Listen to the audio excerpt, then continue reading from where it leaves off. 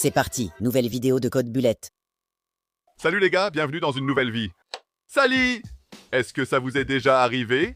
Si oui, j'ai un produit pour vous, Code Bullet Dark Mode. Profitez des vidéos sans infliger de dégâts permanents à vos rétines. Je plaisante, bande de nazes. Ici, c'est chez moi. Flash bombe. Bah! Ouais, nique tes rétines. Je m'en fous, ne me dis plus jamais quoi faire. Dans un autre registre, je vais changer l'arrière-plan en gris foncé. Et c'était mon idée, rien qu'à moi. Bref, vidéo.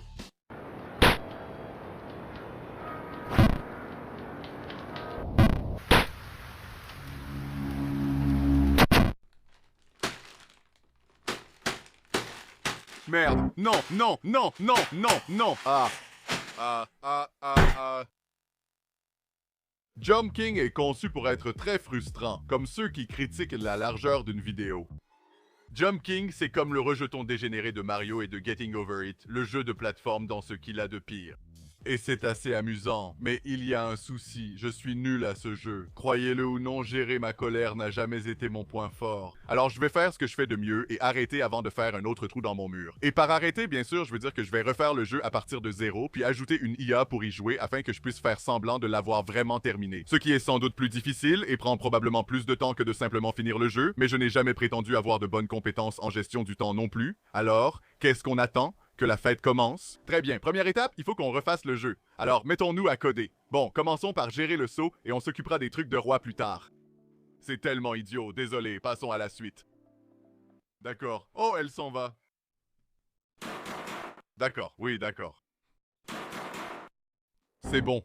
Ce n'était pas si difficile. Le saut est fait, reste la logique de collision à travailler. Le monde de Jump King peut être séparé en un tas de lignes qui sont toutes soit verticales, horizontales ou diagonales. Donc, si on fait en sorte que le carré entre correctement en collision avec chacune de ces lignes, alors tout roule.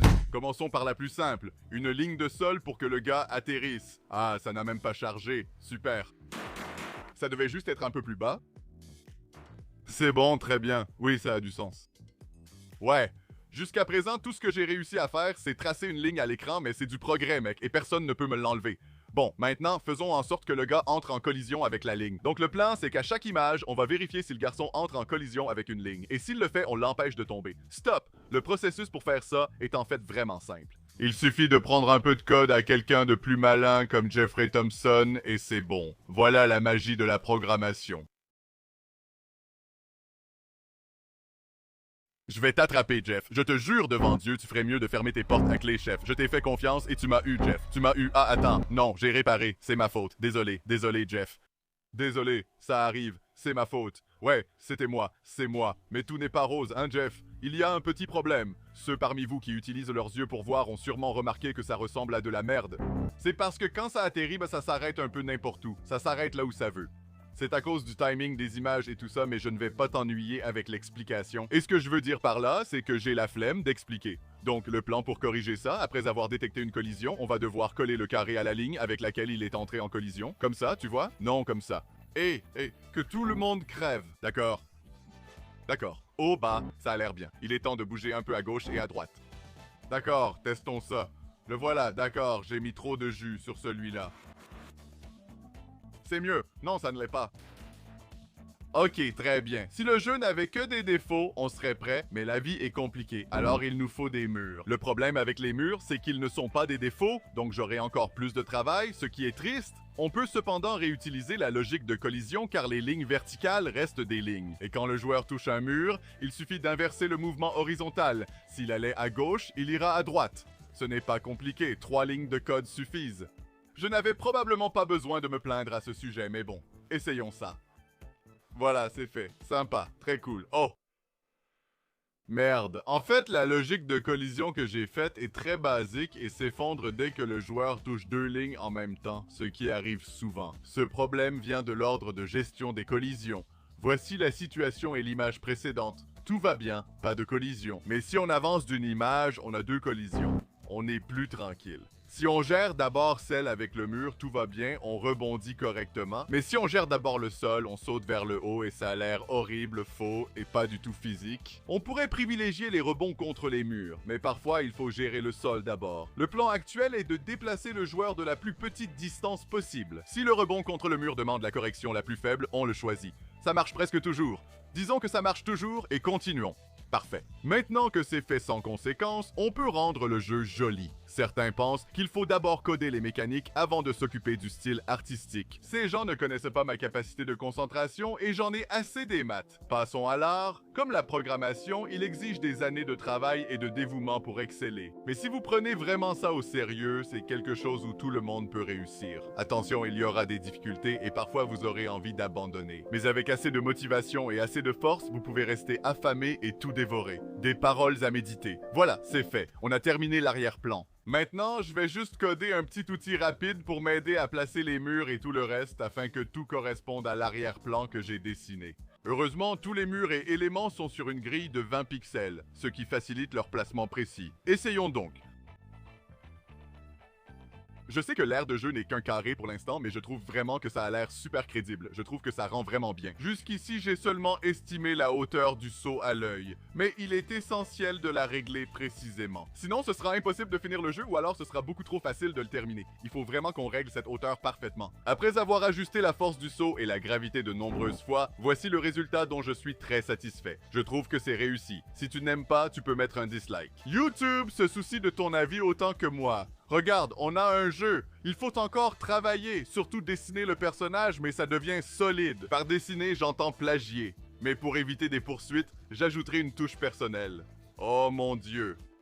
Il est parfait. Regarde-le sauter. Il est tellement mignon. Oui, je suis vraiment content.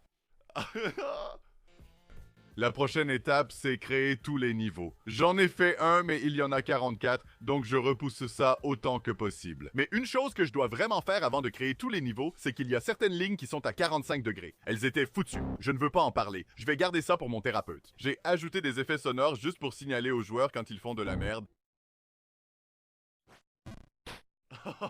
Ouais, c'est ça. Ça me donne envie de frapper un nourrisson. C'est exactement ce qu'on recherche. Et Wormy, c'est l'heure. Allons créer notre jeu.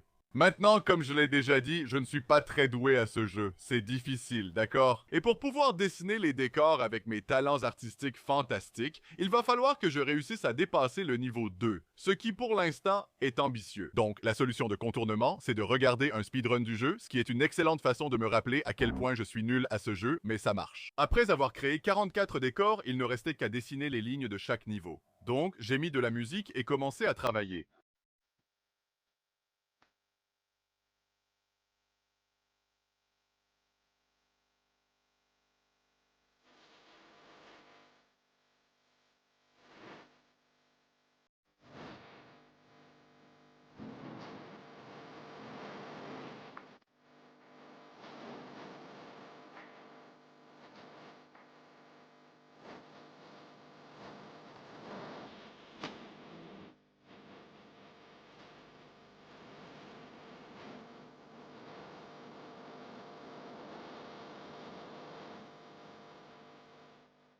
Et voilà, c'est le dernier niveau. Ça n'a pris que 2 heures et c'était chiant à mourir, mais bon, c'est fait maintenant. Et avant de vous montrer le jeu, il y a encore quelques zones qui avaient besoin d'un peu plus de travail. Une zone enneigée avec une tempête de neige constante te pousse dans tous les sens, mais c'était facile, aucun souci.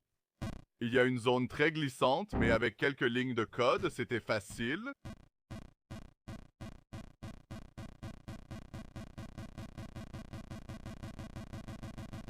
Je vais enfin montrer mon chef-d'œuvre.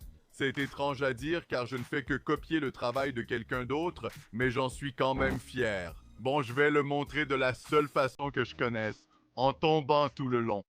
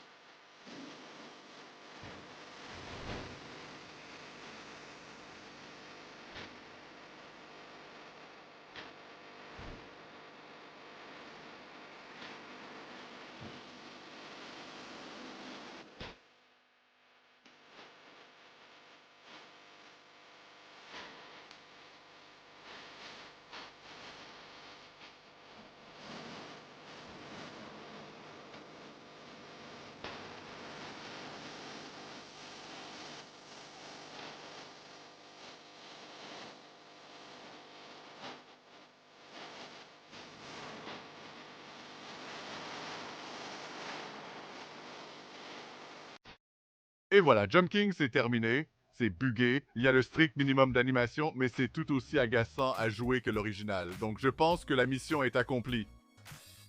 Très bien, c'est l'heure. Laissons l'IA faire ce qu'elle a à faire.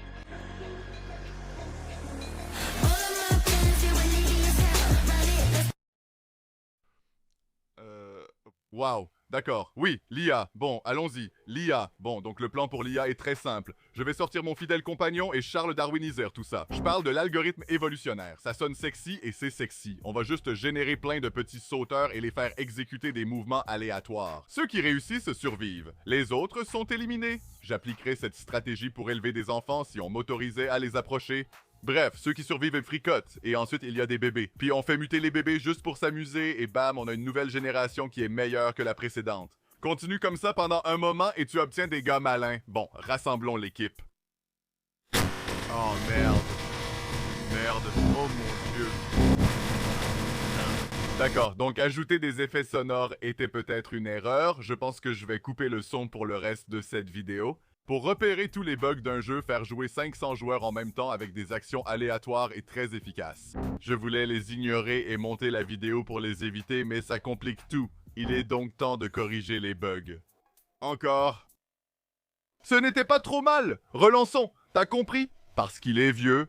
Il est vieux maintenant. C'est mieux. Donc le plan est de laisser ces gars faire un certain nombre de mouvements pour qu'ils optimisent d'abord les 5 premiers, puis les suivants. Aussi, si un joueur atteint le niveau suivant, alors je vais simplement faire commencer tous les joueurs à partir de ce point au lieu de tout recommencer encore et encore, parce que ça prendrait une éternité, surtout avec 44 niveaux. Enfin, avant de laisser partir ces gars-là, je dois définir la fonction d'évaluation qui évalue si un joueur est bon ou non, afin de savoir qui éliminer. C'est simple pour ce jeu. En haut, c'est bien, en bas, c'est mauvais. Ouais, c'est à peu près tout. Il y a certains niveaux où je dois ajouter une incitation supplémentaire parce que le chemin idéal monte puis descend puis remonte à nouveau. Et les gars ne comprendront jamais ça parce qu'ils refuseront d'aller vers le bas puisqu'on leur a appris que descendre, c'est mauvais. Donc, pour régler ça, j'ai ajouté un petit objet à collecter et si l'IA le ramasse, elle sera récompensée. Ainsi, elle sera incitée à descendre pour le prendre. D'autres questions? Non? Parfait, parce que je ne pourrais pas vous entendre même si je le voulais, ce qui n'est pas le cas. Donc, c'est parti.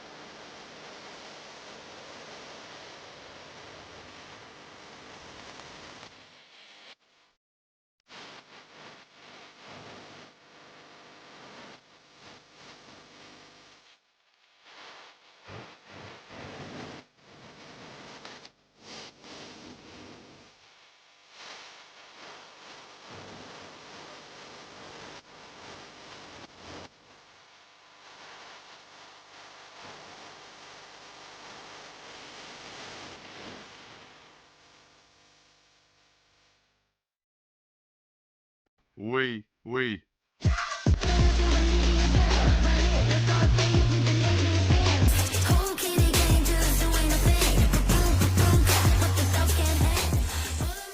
Ouah, oui, on l'a fait. Allez, trop bien. Je vais mettre la partie complète en arrière-plan pour que vous voyez ce qui se passait, car c'est difficile de voir la trajectoire exacte avec 500 joueurs en même temps. Voilà. Et ce n'est pas le plus optimal, je vais être honnête. J'aurais pu optimiser un peu plus pour le faire en un minimum de mouvement, mais je n'avais pas envie de le faire. Pour être honnête, je n'ai pas vraiment de bonnes raisons. Cela aurait été bien, mais voilà où nous en sommes. Je ne l'ai pas fait et ne le ferai pas, et je suis très content du jeu et le trouve réussi. Je vais envisager de le mettre en ligne. Je ne sais pas, c'est peut-être que des conneries. Non, je peux le mettre en ligne si tu veux jouer à ma version du jeu. Si tu as joué à l'original et que tu veux voir à quel point ils sont similaires ou différents, je pense que ce sera intéressant. Le lien est dans la description, probablement. Ça m'a pris tellement de temps à monter, tu n'as aucune idée. La partie en elle-même a duré environ 3h30. Et même en accélérant à 4 fois la vitesse, ce qui faisait environ 40 minutes, tu ne peux juste pas mettre ça dans une vidéo. Donc, j'ai dû la raccourcir. Je l'ai réduite à environ 10-15 minutes. On sautait partout. Tu as remarqué qu'il y avait parfois un écart de 20 générations entre les coupures? Je publierai la vidéo complète sur ma nouvelle chaîne Code Bullets Day Off. Ce sera la première vidéo là-bas. Allez voir, likez et abonnez-vous aussi ici si ce n'est pas déjà fait. Abonnez-vous ici, puis ensuite à Code Bullets Day Off. Ce sera objectivement un contenu de moindre qualité. Je dois retravailler mon argumentaire de vente, celui-ci n'est pas bon. Probablement juste une vidéo de 40 minutes, sans coupure, tout d'une traite, avec une musique relaxante en fond. Si tu veux voir comment l'IA apprend et comprend chaque niveau, certains ont pris très longtemps, d'autres seulement 5 minutes. Et j'ai dû réduire ça parce que votre capacité d'attention est ridicule. Mais voilà, Jump King, c'est fini. Allez, la vidéo a pris un peu plus de temps que prévu. C'est mieux qu'1 an, mais ça reste 3 mois. C'est long. Pour ma défense, Elden Ring est sorti, donc ça n'a pas aidé.